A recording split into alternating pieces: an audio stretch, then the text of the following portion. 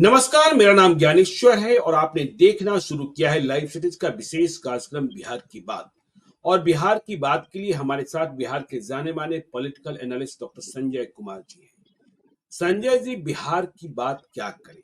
बात तो परिवार की करनी होगी, क्योंकि बिहार में फिर से परिवार ही है और परिवार ही बिहार है। देखिए, उपचुनाव का ऐलान हुआ, नामांकन पत्र भरने का काम चल रहा है, उम्मीदवारों के नामों की घोषणा हुई और मलाई कहाँ जा रही है? मलाई परिवार में ही जा रही है। परिवार में मलाई, बिहार में छिड़ी लड़ाई। तो आज इसी मुद्दे पर हम बातचीत करना चाहते हैं, बिहार की पॉलिटिकल पार्टीज के बारे में, नेताओं के बारे में और नए प्रयोग के बारे में। देखिए, जब परिवार में मलाई की बात हुई तो मलाई तो सभी तरफ है। प्रशांत किशोर को छोड़ दें तो चाहे आरजेडी की बात कर लें, चाहे बीजेपी की बात कर लें, चाहे जेडीयू की बात कर लें, चाहे हम की बात कर लें। लेकिन देखिए, जीतन राम मांझी बनाम चिराग पासवान भी हो गया है। जीतन राम मांझी ने किसे टिकट दिया? इमामगंज में अपनी बहू को।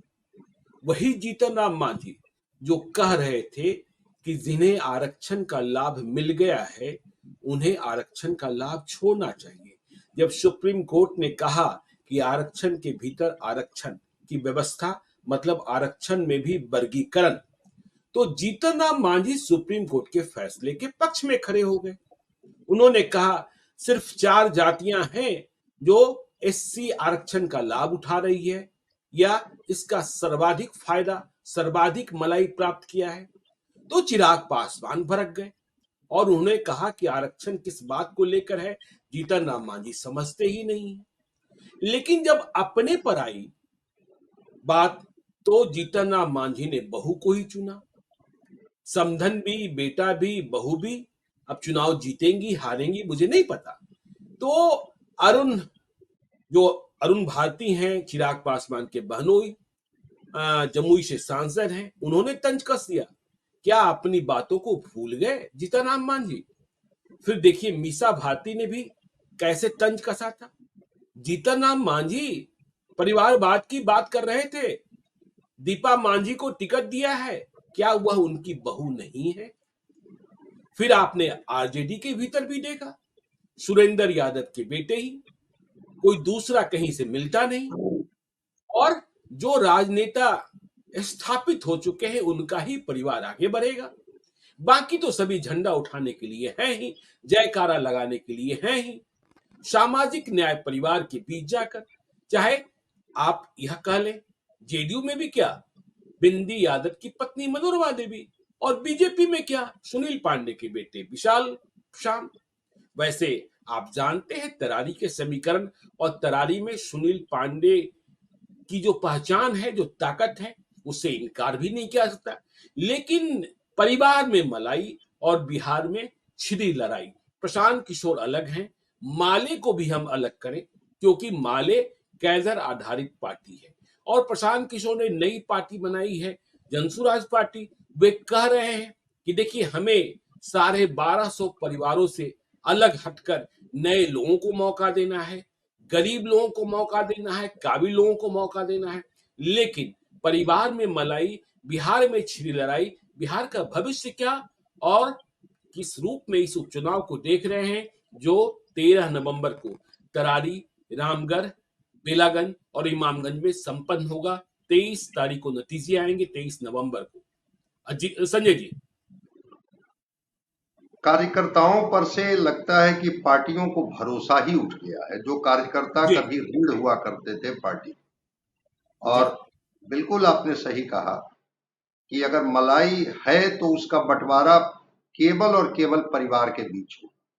जी आपने, जब विचारधारा के स्तर पर पार्टियां बनती है उस समय तो कार्यकर्ताओं की बलि चढ़ाई जाती है, जी कार्यकर्ताओं का इस्तेमाल होता है, कार्यकर्ताओं के कंधे पर चढ़ करके बड़ी बड़ी रूपरेखा तैयार की जाती है।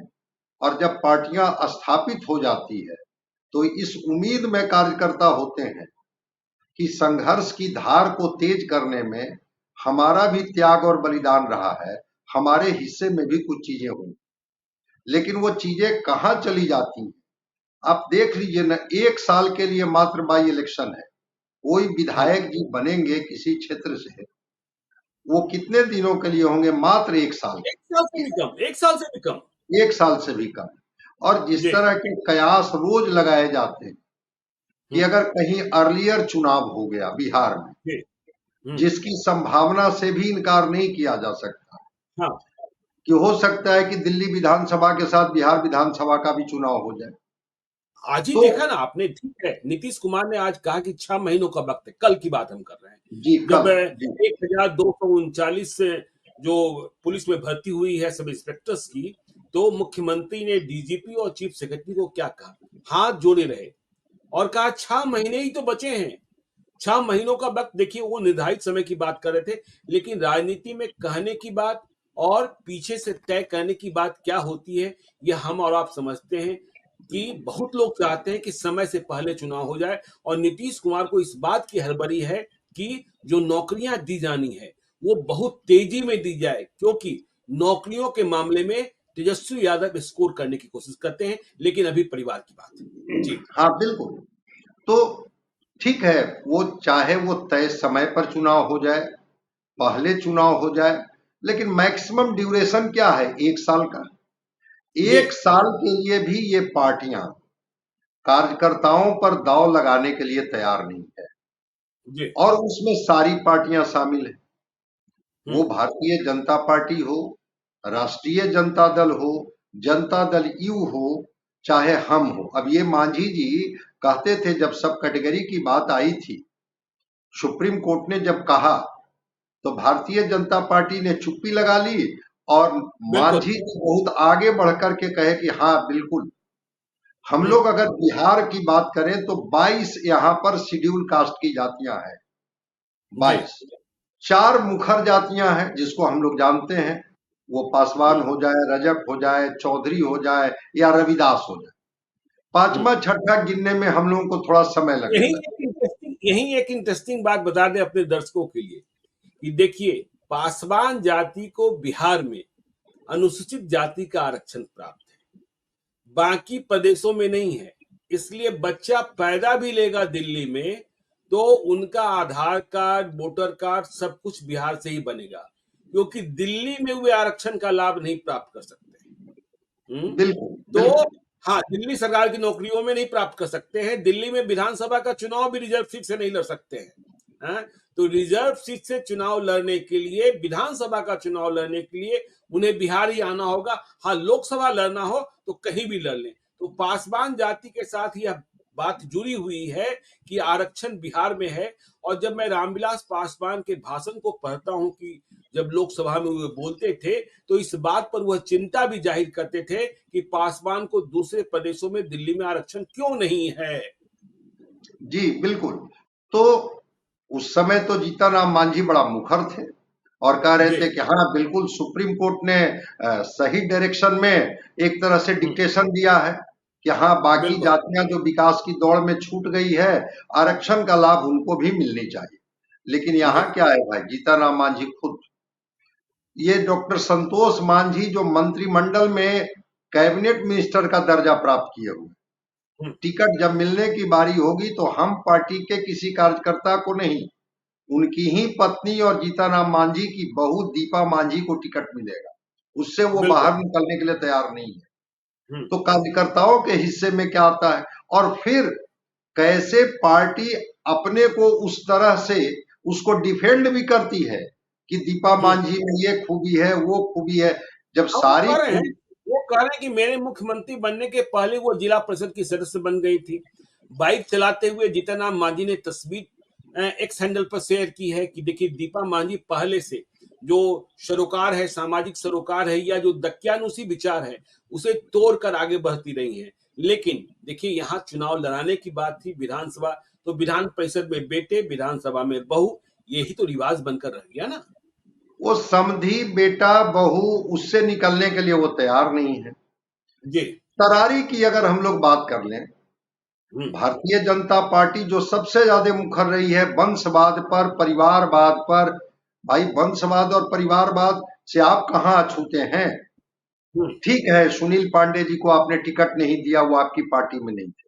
विशाल प्रशांत कौन आपके सक्रिय भाजपा के कार्यकर्ता थे? नहीं, सुनील पांडे को भी शामिल तो करा ही लिया ना। और सुनील पांडे को भी आपने शामिल करा ही लिया।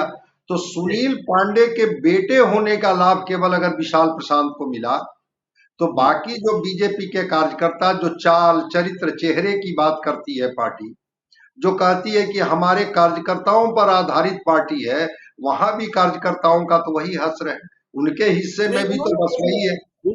उन्होंने ये देखा ना कि तरारी में बगैर सुनील पांडे के हम जीत ही नहीं सकते। 2015 में भी देखिए सुदामा प्रसाद जीत गए थे, क्योंकि वहां अखिलेश सिंह चुनाव लड़ने चले गए थे, कांग्रेस के उम्मीदवार हो गए थे महागठबंधन के, लेकिन चुनाव नहीं जीते थे और सुनील पांडे ही दूसरे नंबर पर थे। सुनील पांडे, हाँ, सुनील पांडे की पत्नी। और फिर देखिए 2020 में सुनील पांडे एलजेपी के कैंडिडेट हो गए थे, बहुत मामूली मतों के अंतर से हारे थे, क्योंकि बीजेपी ने उम्मीदवार दे दिया था। तो देखिए, मतलब इस बात का ध्यान नहीं रखा गया कि परिवार, इस बात का ध्यान रखा गया कि हम किसी तरीके से जीतना है, प्रयोग नहीं करना जी, वो 2000 जो 15 में था वो बहुत कम अंतों से जीते थे, 20 में तो 13,000 मतों से ये हार गए थे सुनील पांडे। लेकिन है। नहीं, 2000, 15 में भी, 15 में भी सुदामा प्रसाद ही जीते थे। अच्छा हाँ जी, 15 में भी, बिल्कुल बिल्कुल। नहीं नहीं, वो सुनील पांडे की पत्नी जो हारी थी वो बहुत कम मतों से जी, हारी थी, जी, बिल्कुल बहुत कम बिल्कुल मतों से बिल्कुल। हारी थी। और इस बार 13,000 कुछ मतों से हारे। मेरा हाँ। कहना है कि चूंकि वही जाति, वही जी। परिवार, आप दांव जी। लगाते हैं वहीं पर जाकर के, आपको लगता है जी। कि विनियोबिलिटी जहां है वहां पर हम्म। फिर सारी विचारधारा सारा प्रयोग आपके कुंद पड़ जाते हैं। आ बिल्कुल। जाइए रामगढ़ में।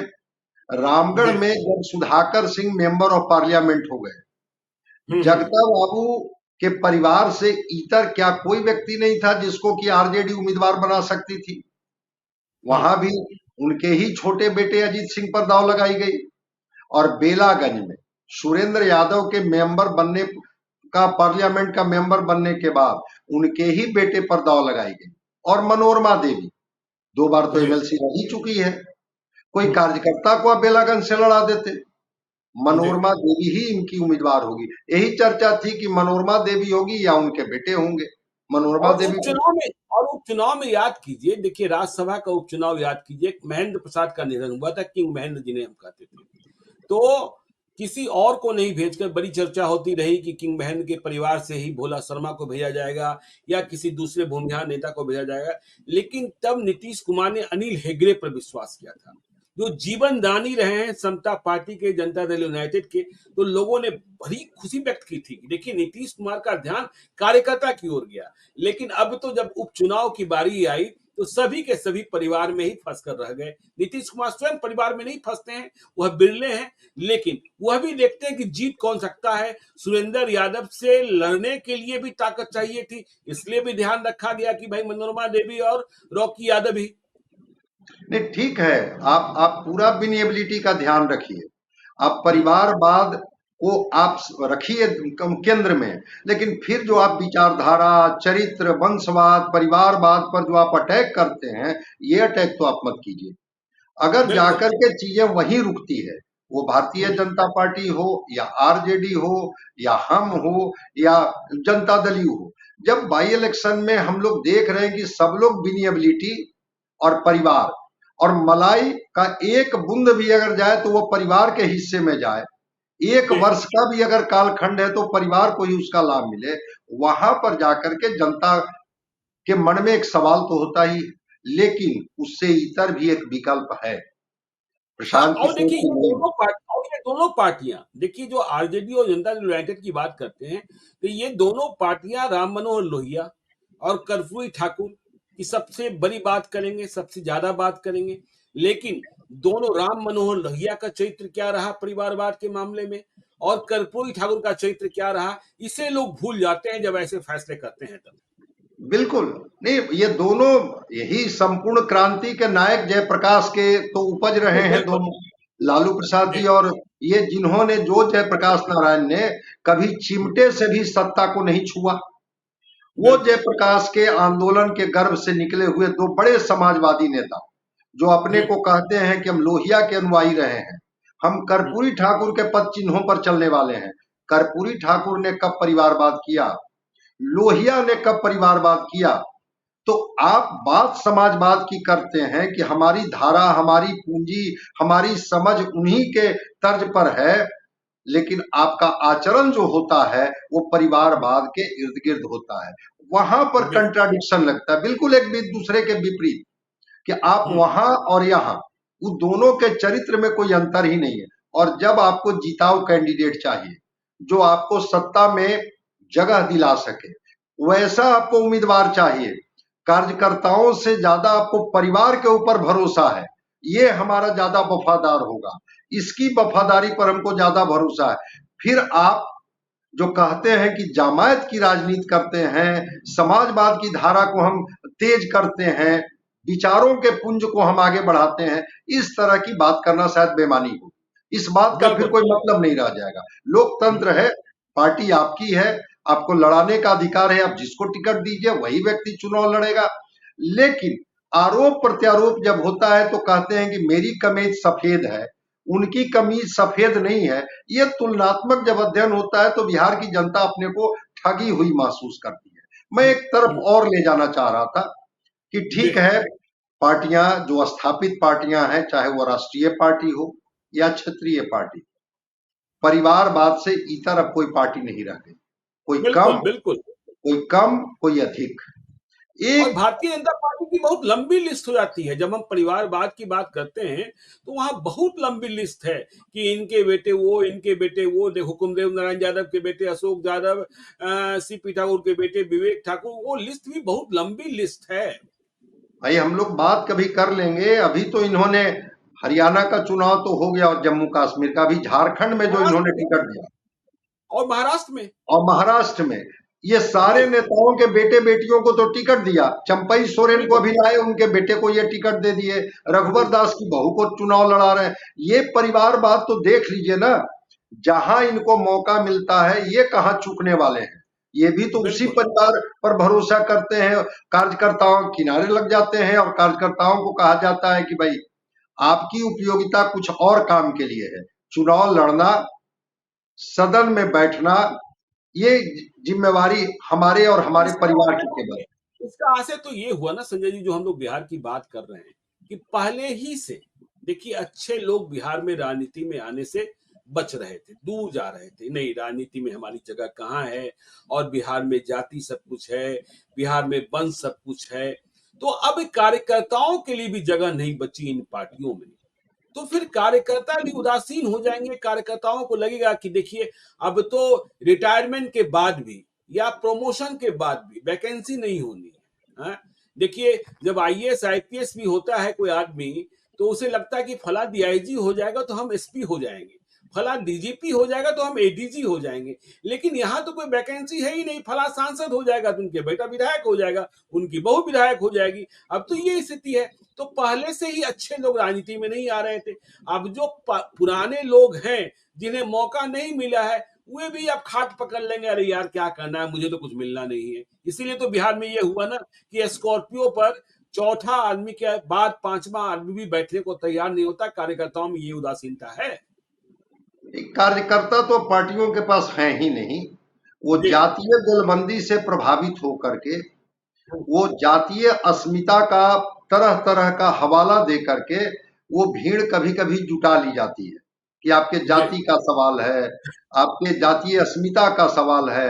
अब पार्टी और कार्यकर्ता अगर थोड़ा लेफ्ट को छोड़ दिया जाए तो अब कार्यकर्ता बिल्कुल निराशा के भाव में है और कार्यकर्ता पार्टियों के पास है भी नहीं। चूंकि जो दक्षिण के राज्य हैं या जो समृद्ध विकसित राज्य हैं, गुजरात, महाराष्ट्र, वहां के नेताओं को अगर आप देखेंगे तो उनके पास कुछ और भी आय के स्रोत होते हैं। उनका किसी का बिल्कुल। मेडिकल कॉलेज है, किसी का इंजीनियरिंग कॉलेज है, कोई यूनिवर्सिटी चला रहे हैं, कोई इंडस्ट्री चला रहे हैं, तो उनकी आमदनी का स्रोत होता है। बिहार के गांव गरीब का लड़का जो कॉलेज के दिनों में क्रांति उसके दिमाग में घुसती है, बदलाव का कीड़ा घुसता है, लगता है कि हम भ्रष्टाचार मिटा देंगे, अपराध मिटा देंगे, नया समाज बनाएंगे, जो पार्टियां भरती है उनके मन मस्तिष्क में, वो तो बेचारा घर परिवार छोड़ करके सड़क पर खड़ा हो जाता है और इस उम्मीद में वो दरी बिछाते रहता है, कुर्सी लगाते रहता है, जिंदाबाद करते रहता है। जेल में बेल कराने के लिए भी उसके परिवार के लोग कैसे पैसे का इंतजाम करते हैं, पार्टियां वहां भी हाथ खड़ा कर लेती है। और उसके बाद भी इस उम्मीद में कभी तो पार्टी की नजर हमारे ऊपर होगी और हमारे हिस्से में भी टिकट होगा, हम भी चुनाव लड़ेंगे। बिल्कुल बिल्कुल। निराशा का भाव है।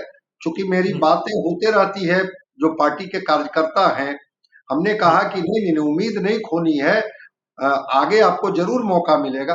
कहे कि सर, जब उनके पार्टी के बेटे बेटी की जगह कोई वैकेंसी बचेगी तब ना हमारे लिए होगा। बिल्कुल 243 विधानसभा सीट है और वही 73-74 एमएलसी का है यहाँ पर, उसमें हमारी जगह कहाँ है बता दीजिए। हमारी जगह तो कहीं दिखती नहीं है। और उनके परिवार के लोग जो 1250 की बात प्रशांत किशोर करते हैं, कटु सत्य बोलते हैं कि पार्टियां परिवार से बाहर निकलने के लिए तैयार नहीं है।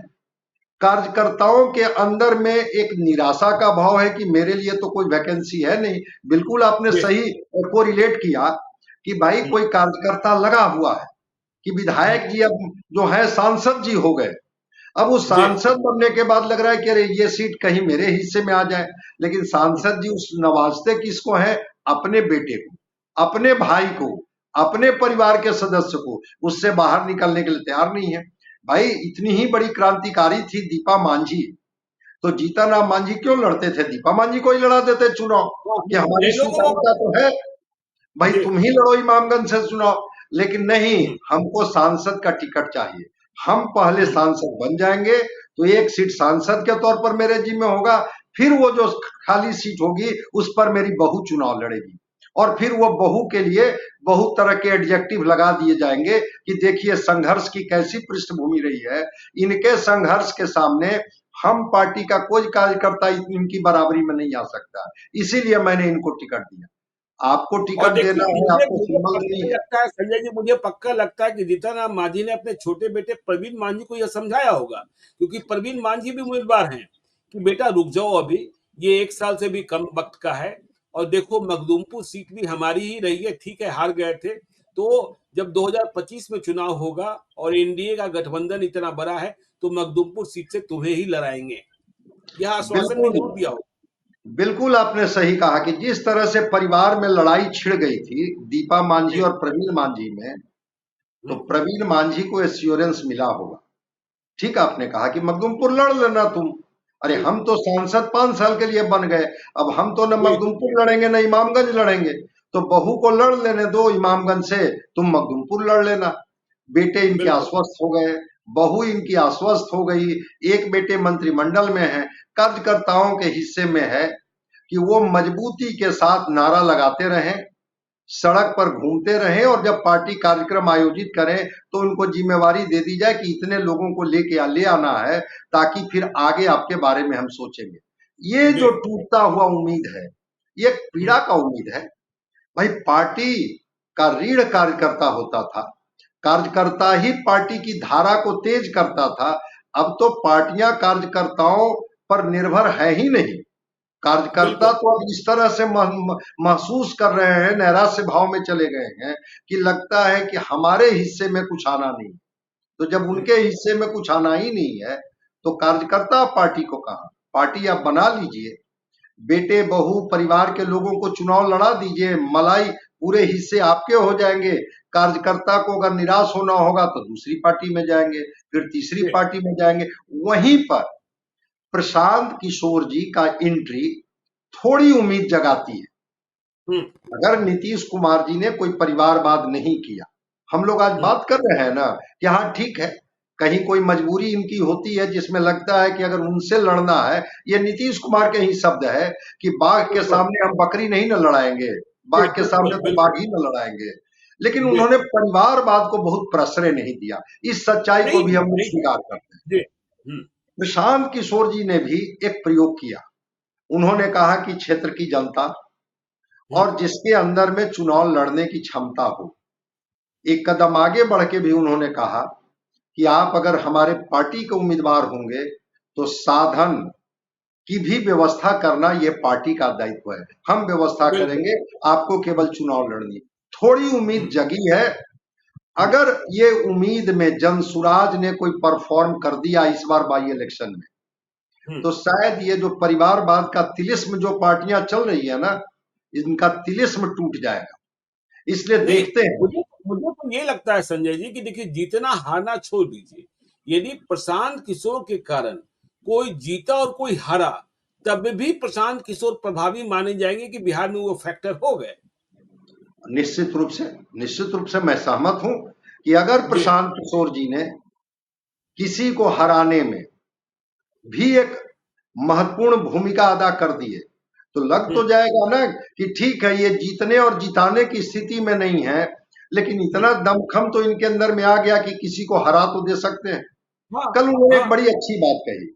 उन्होंने कहा जी। कि ठीक है, हमारी सभाओं में कुर्सियां हम्म। चल रही थी, मतलब कि लोकतांत्रिक अधिकार की दावेदारी तो लोग पेश कर ही रहे थे कि उनको क्यों, हमको क्यों नहीं, जब हम भी हाँ, पार्टी के संघर्ष में खड़े हैं। एक और अच्छी देखिए, जनरल एसके सिंह के मामले में एक गलती हो गई, उनसे बड़ी गलती है, इसके लिए वो माफी के काबिल नहीं है। लेकिन एक बात तो है ना कि उस व्यक्ति ने पहली बार हिम्मत की कि कार्यकर्ताओं के बीच में, जो दावेदार हैं उनके समर्थकों के बीच में हम उम्मीदवार की घोषणा करेंगे। ऐसा नहीं करेंगे कि पटना में होटल के बंद कमरे में या कहीं और से एक्स हैंडल पर लिस्ट जारी कर दिए, ये नहीं करेंगे।